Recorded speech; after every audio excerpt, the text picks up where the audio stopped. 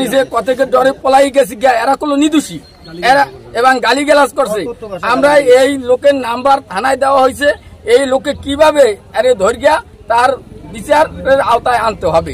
যদি এটা না আনে আমরা মনে করি আগামী পরবর্তী সময় থানা ঘেরাও দেওয়া লাগলো, আমরা এই চন্দ্রদ্বীপবাসী যাবো।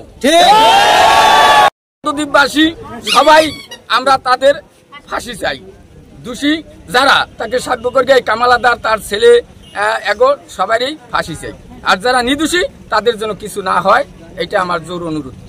20 ঘন্টা গত হয়ে গেছে, কিন্তু আমার বাবা মার্ডার হয়েছে, কিন্তু এখনো প্রশাসন কোনো ভূমিকা নিচ্ছে না। কিন্তু আসামিদের ফাঁসি যে এবং আসামি কামাল আদার ছেলে ফেলে তাদের আমরা ফাঁসি যে, তারা কিভাবে এখনো পালাই বেড়াইতেছে, প্রশাসন কোনো ভূমিকা নিতেছে না, এই জন্য তাদের বিচার চাই। আমার মামাকে যারা খুন করছে আজকে 120 ঘন্টা অতিক্রম হয়ে গেছে, কামাল হালাদার এবং তার ফ্যামিলি বর্গ এখন তো প্রশাসন ভূমিকা পালন করতেছে, তারা এখন তো একটা আসামি ধরতে পারতেছে না। আমরা দৃষ্টান্তমূলক শাস্তি দেয়, খুনিদের ফাঁসি চাই। আমার মনে হয় কোনো মাধ্যমে তারা টাকা খেয়েছে, নাহলে এখনো তারা কেন ধরবে না। আমরা খুনিদের ফাঁসি চাই, ফাঁসি চাই। এই দায়ভার যারা খুনি তাদেরকে নিতে হবে এবং দল এর দায়ভার নেবে না।